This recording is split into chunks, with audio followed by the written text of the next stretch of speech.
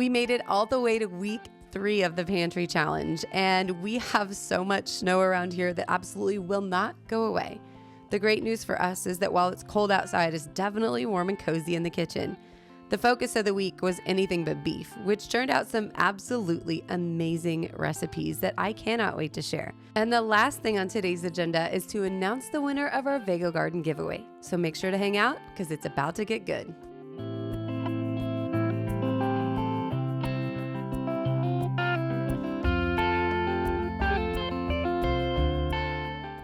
So what's my beef with beef this week? Well, firstly, let me just say that I obviously love beef. We have a freezer full of ground beef still and a few lingering cuts from the last time we had one processed. But that's the problem. There are only so many ways that I can get creative with ground beef and that I can recreate it before I'm ready for a break. While I know this is a great problem to have, this week it was time to try something new. To accomplish this, I'm turning to chicken, which happens to be the most popular protein source in America. Who knew? Today, I thought I would bring you along for my version of school lunch. Of course, we are a homeschool family, and that often means that we just reheat some leftovers. But on this specific day, we didn't have anything left. So I pulled out some chicken and mozzarella ravioli, some frozen broccoli that's been in the freezer for probably way too long that needed to come out.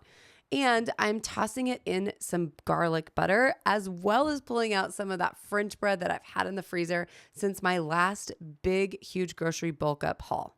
Now I am moving toward freshly milled grains and homemade bread, but I need to get this gone before I jump into that completely. So we're still enjoying this garlic bread while it lasts. Ravioli is something that my kids love and my husband isn't wildly crazy about. So it works out amazing to have something like this quick and ready to go on days when we don't have anything left over for lunch. This is basically my version of convenience food. It is processed, as in pre-prepared, but the ingredients are still high quality, and all you have to do is add a little vegetable, a sprinkling of cheese, and some garlic butter, and it's ready to go. It sautés up in like 3 minutes on a low simmer and came out just beautifully. Anytime I can go from freezer to plate in about 15 minutes, I consider that a win, especially on busy homeschool afternoons. My goal is always to provide my kiddos with the highest quality foods that I can afford. So this chicken and mozzarella ravioli is both organic and free range. In my tiny little town, finding this kind of quality is absolutely impossible, which is why I love to turn to my friends at ButcherBox for this.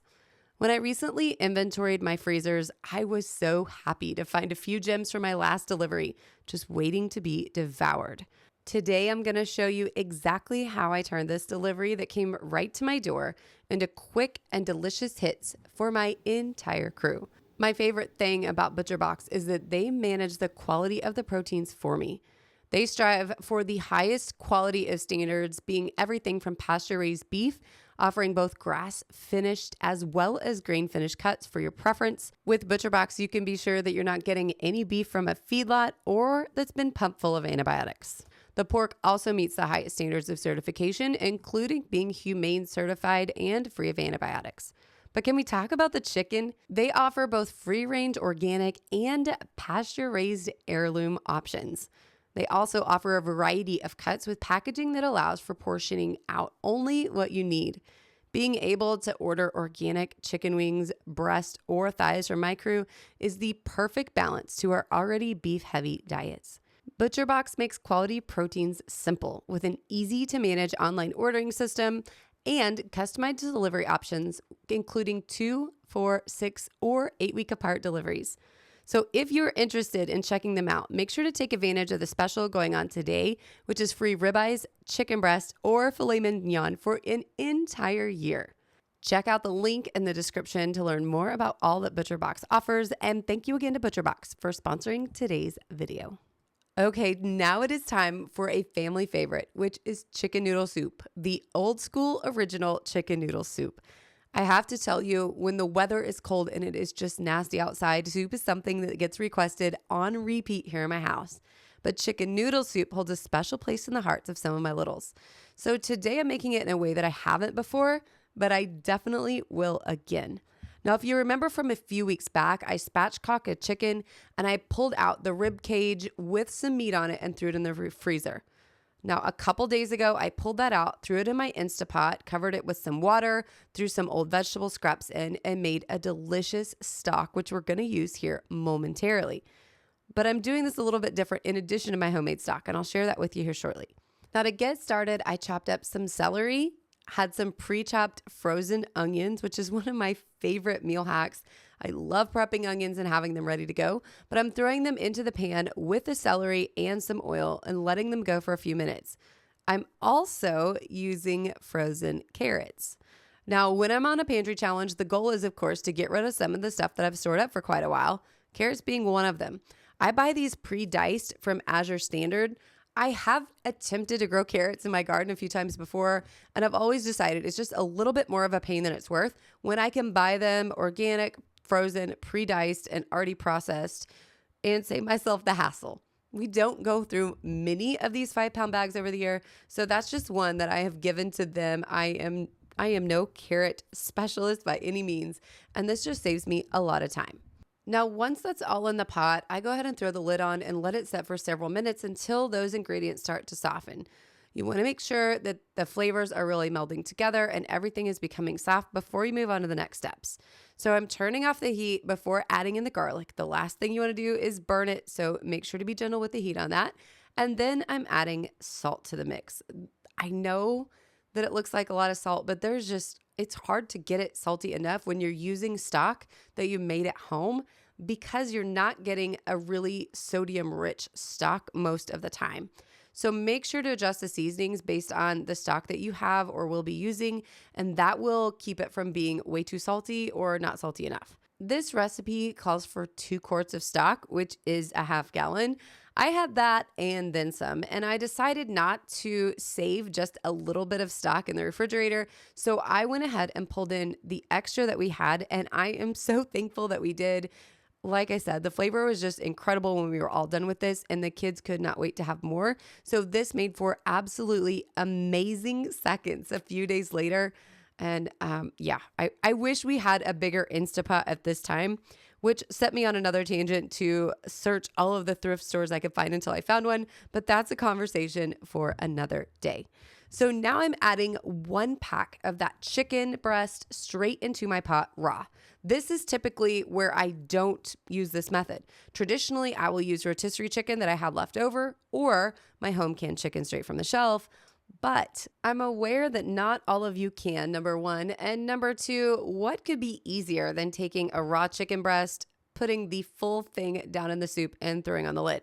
So I wanted to see exactly how it turned out. And just for your information, that chicken breast was about a pound. So it was a really large one. You do want around a pound of chicken in the final soup. Of course, if you wanted to be meat heavy, you could add a little bit more. But the 1 pound in the 6-quart Instapot turned out to be perfect. To cook the chicken, all you need is 7 minutes at high pressure in your Instapot. Then quick release, remove the lid, pull out the chicken breast as well as the bay leaves. You don't want to leave the bay leaves in because they are not a texture that is very appetizing in your soup. So go ahead and pull those out, but also pull out the chicken. I like to use a couple forks to get it shredded. I love it to be nice and tender. But before we do that, I'm going to go ahead and throw my noodles. These are Annie Chun's brown rice noodles. I found these back when I had a kiddo that was struggling with gluten issues. They are just brown rice. There's no extra ingredients, so they're really safe to use, even for a couple of friends of mine have recommended for that have celiac. So these are awesome, and they're super easy to cook. But I don't use the instructions on the box. So if you use these noodles, all you need to do is throw them into your very hot liquid. Put the lid on for 4 minutes without the heat. So if you're cooking over on the stove, just turn off the burner, put the lid on, let them set for exactly 4 minutes, and they will be perfect. They're not overdone. They're not soft and nasty or still having too much bite. They're perfect. So once the chicken is all shredded, we're going to put it back in the soup, give it a good stir, let it heat through. Of course, it's still pretty hot, but basically you're ready to go at that point. Now, when I break up the noodles in the package, I do so it's easier for my kiddos to get a bite of, but I also like to use the ladle like you just saw there on the side of the Instapot to kind of cut any of them that are still just a little bit too long. This was an absolute hit. Like I said before, I would absolutely do this again. I think the raw chicken straight in the juice is not only a quicker method, but is also a super delicious way to use a chicken breast, keep it very juicy, of course, and to stretch it to feed your family with one chicken breast.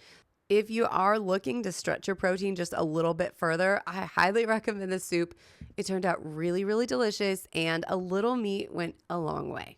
Now, the next meal I want to share with you is another one of the kiddos' faves. We're doing chicken wings and fries with celery and carrots, just like if we went to our absolute favorite wing shop. I've made wings for my kids several times, and I have always combined or tried different recipes to see which one's gonna give us the crispiest wing with the least amount of effort and mess in the kitchen. That's kind of hard to find.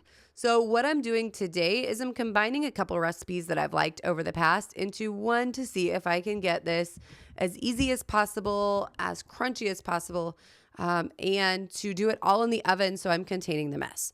So the first step is to get all of the wings out, and you want them to be totally dry. In the past, I've tried blotting them dry with paper towels and letting them sit on the counter for just a little bit. But I've found that they always end up a little bit moist, and moisture is basically the enemy of crispiness. I'm sure that's pretty obvious, but sometimes it just needs to be said. So my method of getting this completely dry, or as dry as possible, is to take my wings, put them on cooling racks, and put them in the refrigerator. Now I'm using a set of cooling racks that actually allow me to use them in the oven, which makes this cooking process so much easier. I don't have to have tons of oven space. Even if you have a traditionally sized oven, you could use this set of cooling racks and use the vertical space to cook your wings. So the cooking racks in this method has become a really big key to making sure we can do the most possible in the shortest amount of time. Now, take a look at my guy's ear over there. As I mentioned before, it is very snowy. We have a lot of time outside this week, and every once in a while they come in and I'm like, listen, like I can tell you taking off your hat or your mittens or whatever. So they were very happy to come inside. He is my wing lover, to say the least. So seeing that I had the wings out was very, very happy for him. Now I'm using baking powder here, as well as some other seasonings. Salt and lemon pepper is what we're using today, but we've used a variety of other things in the past. You can really mix this up to your liking. I do have one kiddo that likes them plain. I use just a little bit of lemon pepper, not a lot. So then when you sauce them up, you can kind of go in your own direction, but you could easily make a couple different levels or layers of flavors depending on what everyone at your house wants. Now I'm tossing them in my mixture, and I do make sure to use a large amount of baking powder, salt, and lemon pepper to make sure that I'm able to get them efficiently coated. But my method to do that is to put a few in the pan at a time, sprinkle some of the mixture on top, and then toss them around a little bit and just repeat this process until all 3 racks of wings are complete.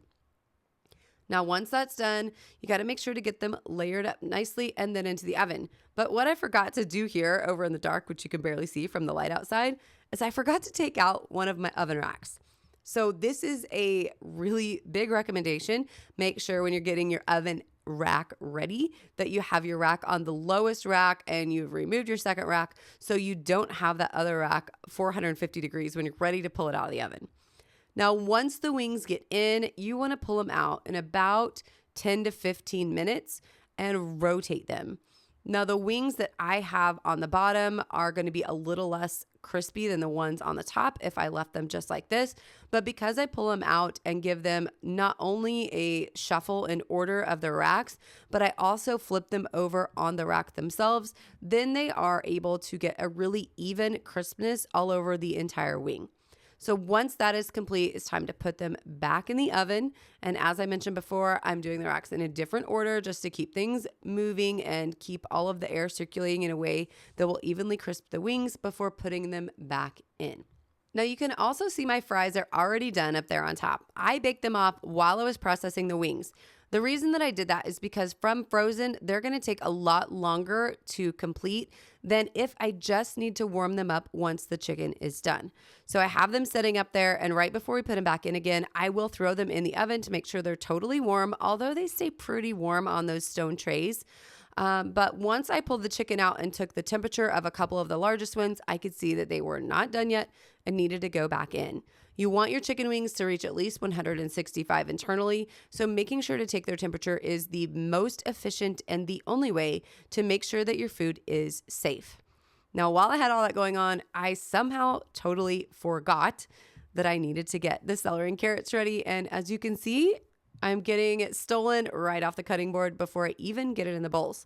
My kids absolutely love vegetables, so you will see a lot of little fingers here coming in to grab what they can. That is absolutely something that we've worked on from the beginning with our little ones, and I'm really, really happy with how it's turned out just by exposing them to different flavors and textures all along the way, and of course, limiting the sweets.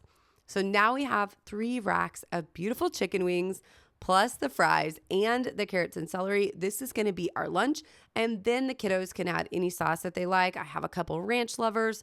We have some that like something a little bit spicier. So those are all going to be available for the kiddos to just customize their plates to their liking over on the table. Now, once my crew got lunch cleaned up, the big ones went back out to play after they'd gotten warm.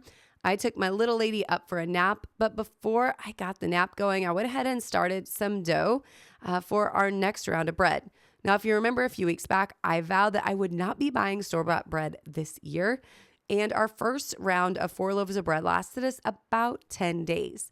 So it was time to go ahead and start a new round, so we had everything that we needed moving forward. I've really been surprised at how well my kids have received this bread.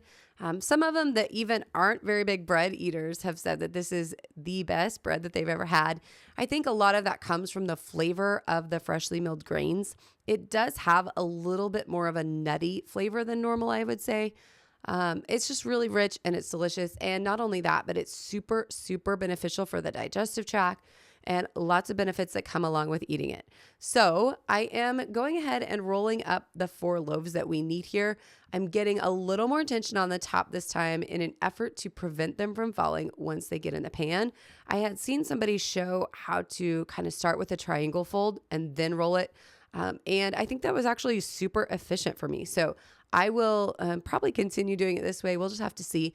I will say the 4 loaves that you're seeing me roll up right now have not lasted near as long as that first round did. So I think if my plan is to make all the bread we have all year long, which it totally is, I'm going to get pretty good at rolling these up here in a few months. Once I got them all in the pans, I let them rise over on the table, covered under a napkin until they were ready to go in the oven.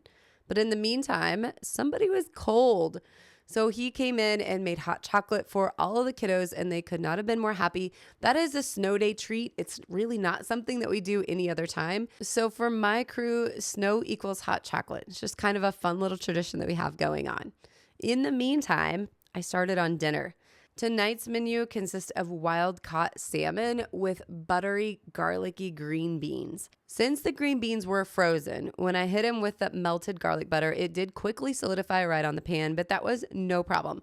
All I did was toss them around to make sure everything got equally coated, spread them out on the pan, and I gave them a little bit of a head start on the bake time because I wanted to make sure that they warmed up, but they also got a little bit softened before I put the salmon in because it does not take long to cook at all. Now, this had been a really long day, so I went quick and easy with this garlic butter. As you can see, I'm using powdered garlic instead of even mincing up some garlic cloves and throwing them in there myself.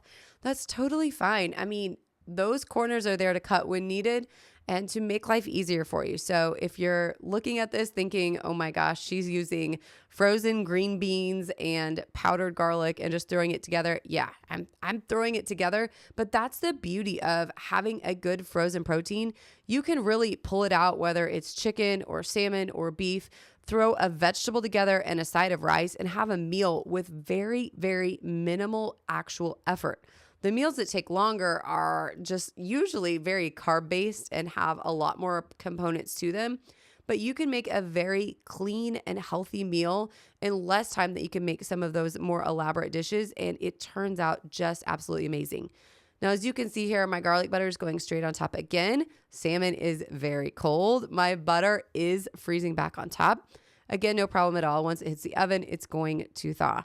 Now, next time I will make sure that my salmon is a little bit more warm before I go ahead and put it on the tray. That's just personal preference. I noticed some of it was still a little bit icy, but I threw it in anyway. What's the worst that's going to happen, right? Like, it come out absolutely beautiful when it was done. And yes, I did throw on a pot of rice before we got started. I used some stock that I had left in the refrigerator to add extra flavor to that. And that was going to be our entire meal.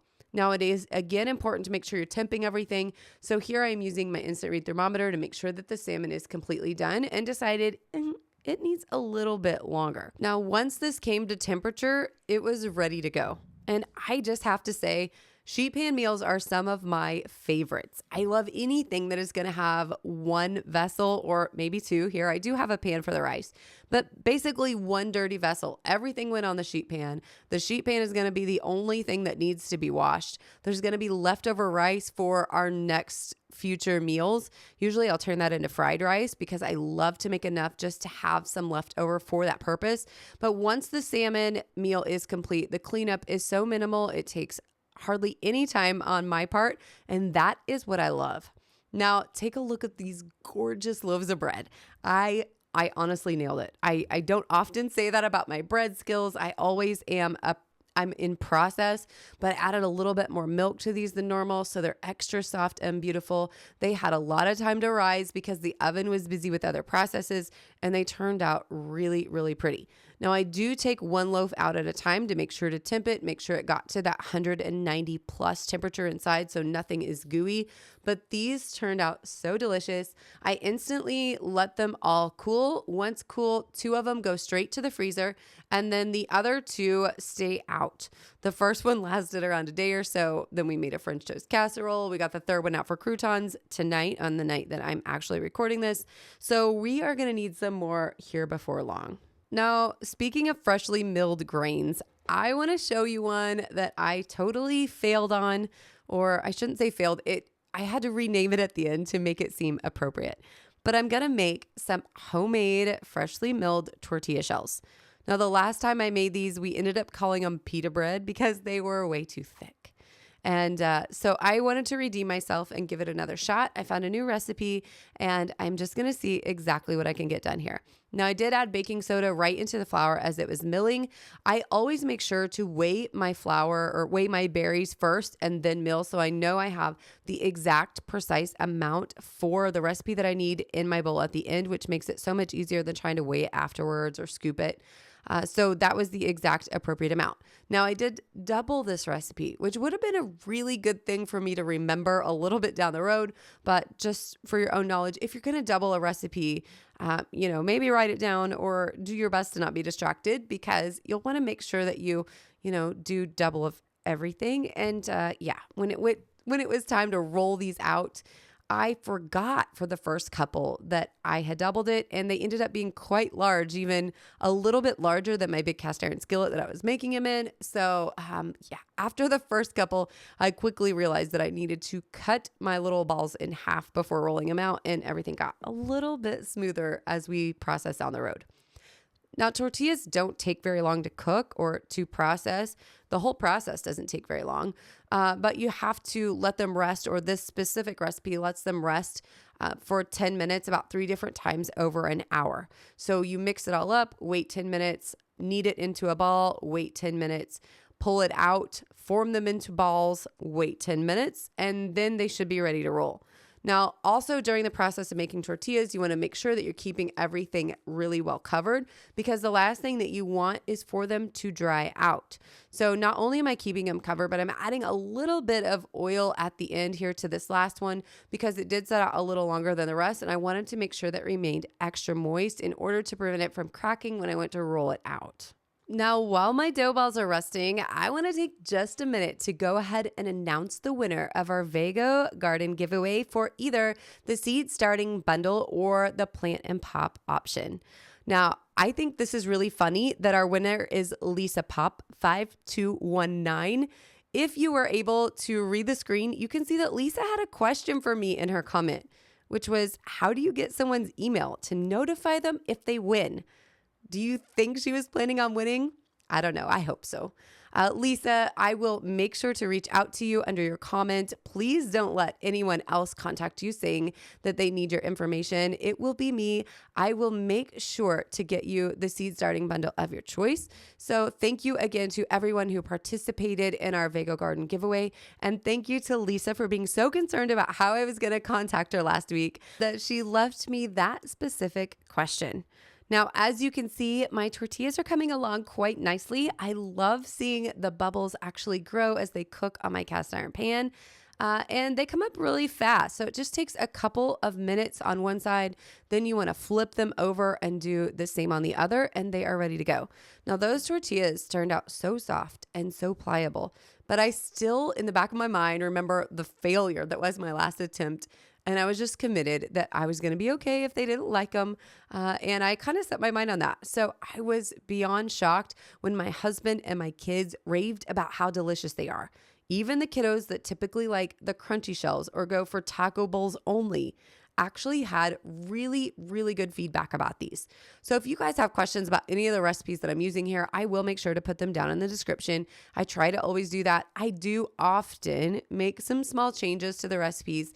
Eventually, I am going to have a live blog with my own recipes on there, so you'll be able to get everything that I'm doing the way that I do it. And I hope you guys are as excited about that as I am. It will be live soon, and I'll be able to share my exact recipes. But for now, I'm just going to leave you with what gave me the inspiration and my jumping off point for what you're seeing here.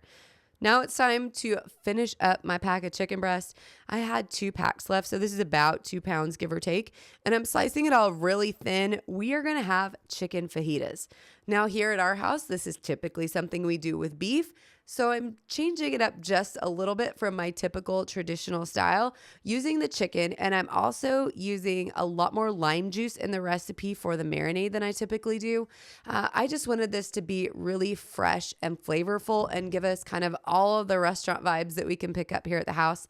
So I gave the marinade a little time to set. I did cut up an onion thinly sliced, but I already had some peppers from the spring and summer months put away in the freezer. So those were already sliced in fajita slices. Since it is a meal that we really love, when I'm pulling those peppers in from the garden, I love to make sure that I pre-prep them appropriately.